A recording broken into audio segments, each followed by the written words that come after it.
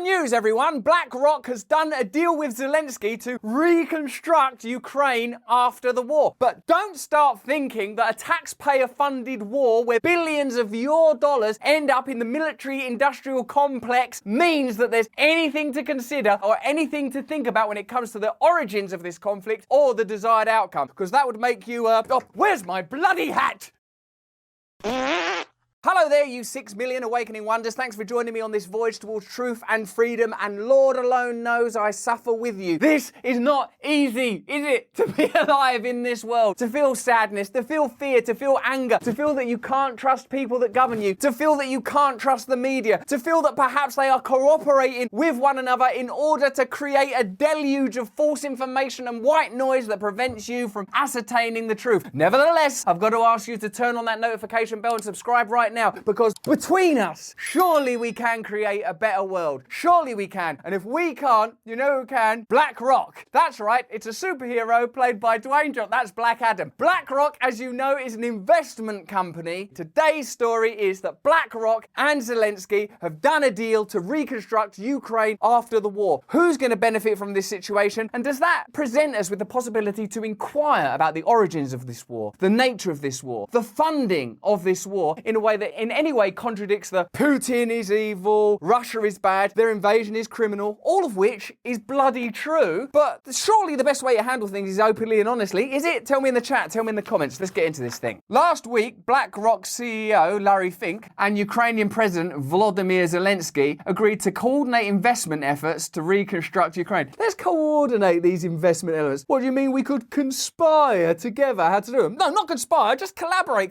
And again, I'm not saying that Zelensky is anything other than a heroic leader of Ukraine. I'm saying that BlackRock's involvement in the reconstruction of Ukraine means it's ultimately going to be profitable, because the investment company BlackRock don't do things that aren't profitable the same way as Pfizer don't do things that aren't profitable. And if you have the media unwilling to give you balanced reporting on a subject upon which massive, powerful interests stand to substantially benefit, maybe this is just another one of those crises that's hugely profitable for some of the world's most powerful interests, but what they're trying to do is humanitarian. You know, like the pandemic. By accident, it was really profitable for everyone, but what they were trying to do was help. And then just by accident, they're just like sort of someone from a fairy tale, just wandering down the street, helping people, and just a load of gold ends up in their pocket. Volodymyr Zelensky and Larry Fink agreed to focus in the near term on coordinating the efforts of all potential investors and participants in the reconstruction of our country, channeling investment into the most relevant and impactful sectors of the Ukrainian economy. If I try to be devil's advocate, and I mean the devil, for a moment, of course, after a war, Ukraine is going to require reconstruction. But don't you remember, like about 20 years ago, Iraq, after the Iraq War, required reconstruction, and like Halliburton were right there to sort it out, weren't they? And to profit from it, and had relationships with people. Do you think that in the last 20 years, things have got so much better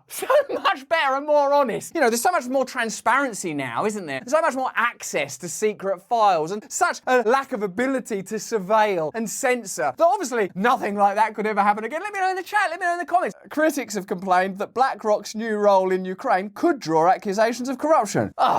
When did you become so cynical, man? With some noting that the company's managing director, Eric Van Nostrand, was hired straight into a senior advisory position in the Biden administration's Treasury Department just this past August, explicitly to shape US economic policy on Russia and Ukraine. You think just because the company's managing director, Eric Van Nostrand, was hired straight into a senior advisory position in Biden's administration, and now BlackRock are actually going to be actively involved in the reconstruction of Ukraine, that there's some sort of corruption? Eric Van Nostrand is a party coordinator that we booked to give you the best birthday party ever, and all BlackRock has ever wanted is for you to be happy. Others have noted that BlackRock is a top beneficial owner of shares in major arms manufacturers who are reaping immense profits from the war in Ukraine, with tens of billions invested in Lockheed Martin, Boeing, General Dynamics, Northrop Grumman and Raytheon. Okay, so what we're going to be doing is we're going to be spending a lot of American taxpayer dollars on buying arms to defend Ukraine from Russia, which will obviously escalate this conflict, meaning Ukraine will suffer critical damages and will need reconstruction. Oh my God, that's going to be expensive. Yes, that's part of the beauty of the plan, because we sell the weapons that mean that they get more bombed. And then when they need to rebuild Ukraine, guess who rebuilds it? Someone else? No, not someone else. Us!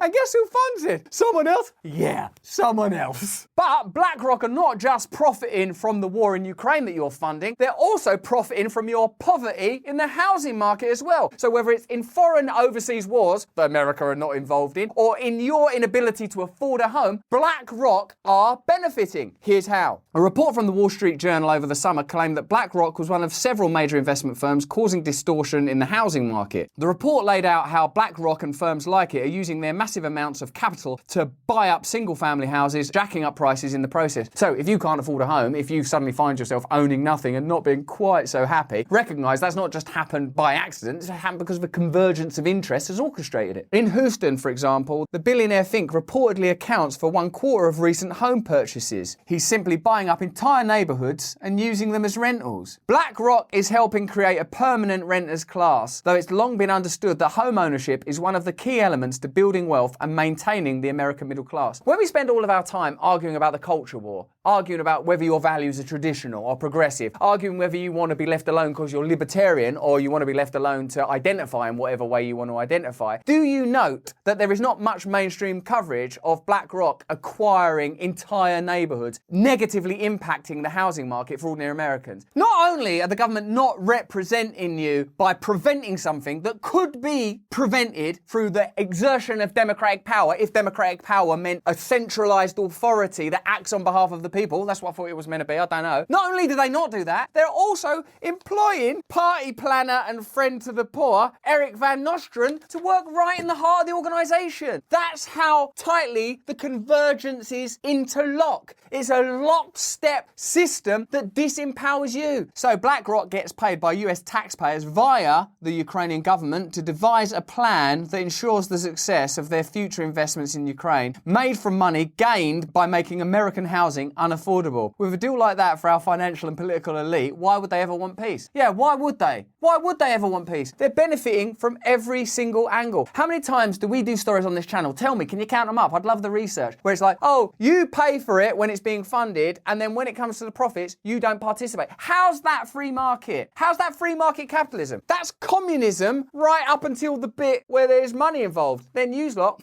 F off. In case you think you're listening to the words of a madman who was once in the film Sarah Marshall, have a look at Mitch McConnell, who I don't believe was in that film. And let's be clear, the reason that a big bipartisan majority of the American people and a big bipartisan majorities in Congress support continuing to assist Ukraine is not primarily about inspiring speeches. Well, if I can see that, you're the most boring person I've ever seen in my life. You're like a grey ice cream melting into my mind. President Zelensky is an inspiring leader, but the most basic reasons for continuing to help Ukraine degrade and defeat the Russian invaders are cold, hard, practical American interests. Actually, you've got to respect that. I thought they were covering it up. I thought we discovered it, but they're actually just saying it on the television. Cold, hard, practical American interest. When they say American, you might think, well, I'm American. They don't mean that. They don't mean you. You're not going to benefit. In fact, it's going to be worse for you because you're not going to be able to afford houses because BlackRock will use their investments elsewhere to bias housing markets not in your favour. There is no America. There's an elite strata of people that benefit from these things. And then there's American people and English people and Senegalese people and people all over the world getting royally fucked. Helping equip our friends in Eastern Europe to win this war is also a direct investment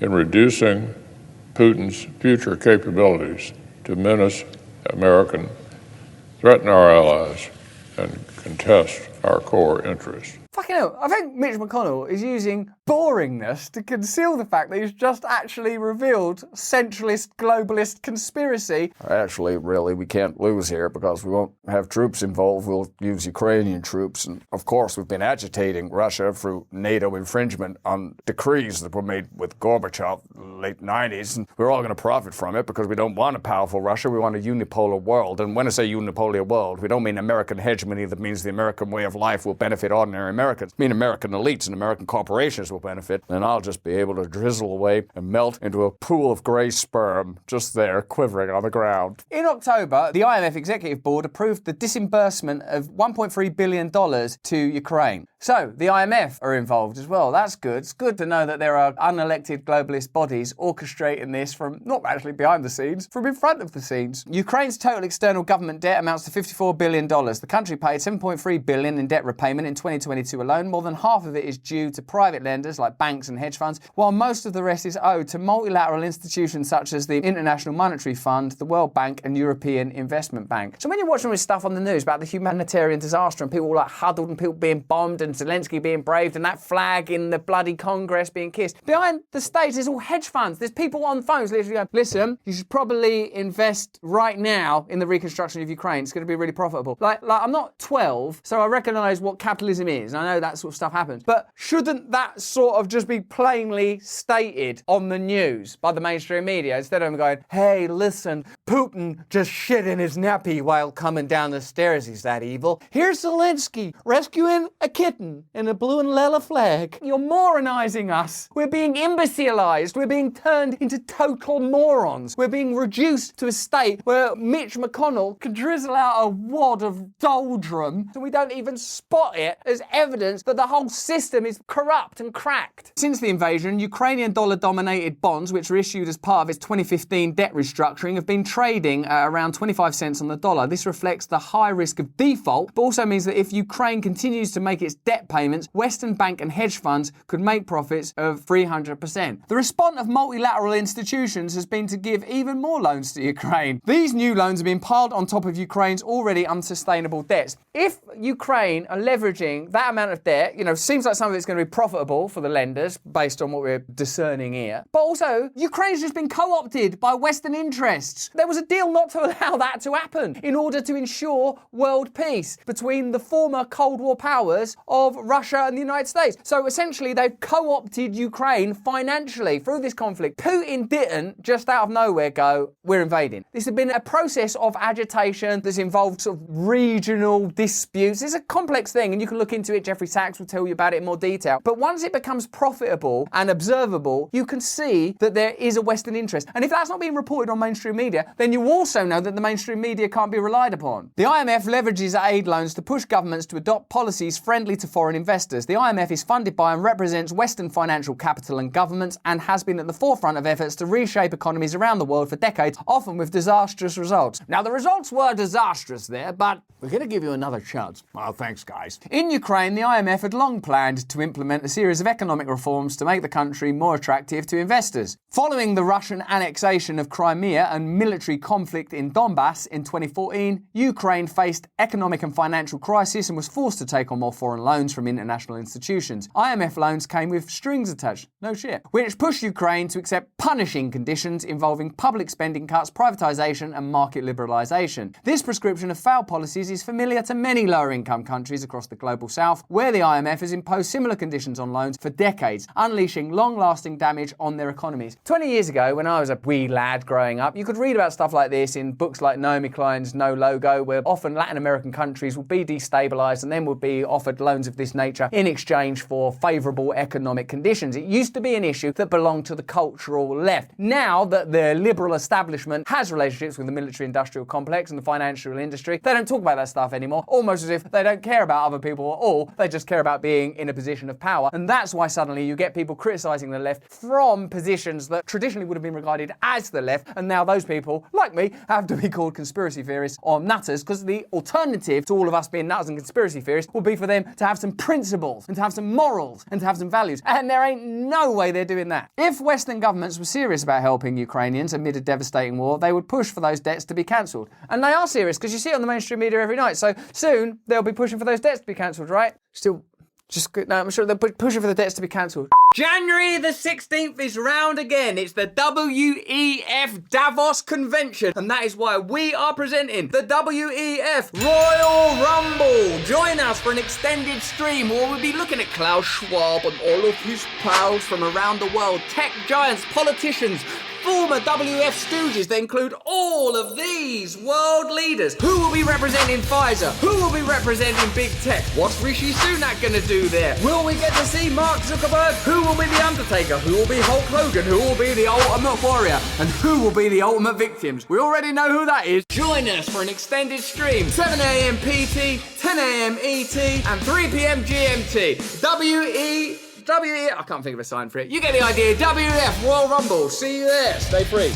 Perhaps a brief glance at history will tell us that things of this nature continually happen. Here's your friend and mine, Hillary Clinton, offering up economic opportunities in the aftermath of the illegal and devastating, duplicitous and deceitfully achieved Iraq War. Iraq has one of the largest customer bases in the entire Arab world. Customer bases? They just had a war. Well, they said there was weapons of mass destruction. There were no weapons of mass destruction. This is one of the best customer bases. And what about all these dead children? Dead customers. It has one of the world's largest supplies of oil, and it has one of the best educated workforces in the region. Oh my God, that's so disgusting, isn't it? They're really well educated. Also, a lot of them are feeling a bit vulnerable and a bit bombed at the moment, so they'll be extra keen to really put their shoulder to the grindstone. Today, Turkish, Chinese, French, Jordanian, Iranian companies are lining up to do business.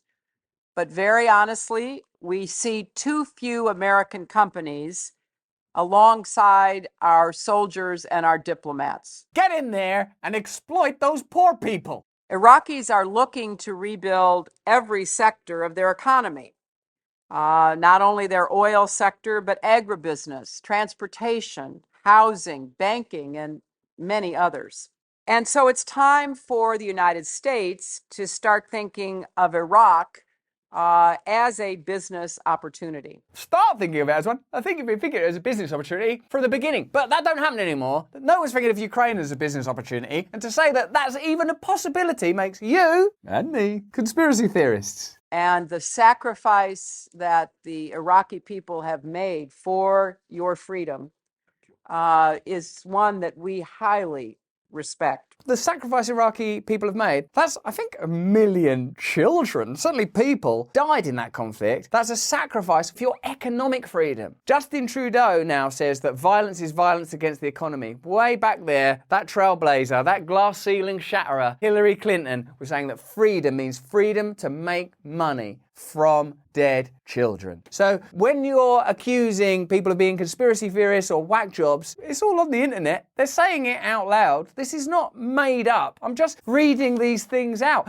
I don't even do the research. I simply read it. According to the IMF, Iraq is projected to grow faster than China in the next 2 years. And they should know, because they stand to make a lot of money on those loans they've given them. And when I say loans, I mean loans. It's time for the United States to start thinking of Iraq as a business opportunity. The quote was included in an email released by the State Department that specifically mentioned JP Morgan, heard of them, ExxonMobil, heard of them. JP Morgan was selected by the US government to run a key import-export bank in Iraq, and in 2013 announced plans to expand its operations in the country. ExxonMobil signed a deal to redevelop Iraqi oil fields. JP Morgan has collectively paid the Clintons and the Clinton Foundation at least $450,000 for speeches, and ExxonMobil has donated over $1 million to the family's foundation. Oh, that's interesting coincidence. Over here, Hillary Clinton's giving them opportunities, and over there, they're giving her money. But to suggest there's a connection between those two things because it's the same person makes you a conspiracy theorist. In the aftermath of the Iraq War, the Bush administration pushed to privatize wide swathes of the Iraqi economy. Many prominent political voices charged that the conflict was not about national security or a humanitarian mission against the dictator, but was instead an attempt to use military force to open up Iraq's closed economy to foreign corporations, including oil giants like ExxonMobil. But nothing like that could ever happen again. You know, like if there were any prominent political voices saying the conflict was not about national security or a humanitarian mission, it's almost like they have to really emphasize national security and humanitarian mission, because if you were to just put your eyes there, you'd see, oh look, there's a lot of economic opportunity emerging, almost in the way that Mitch McConnell said on your television. In the email that referred to Clinton's portrayal of Iraq as a business opportunity, the Clinton-run State Department called Iraq a market market where your companies can make money.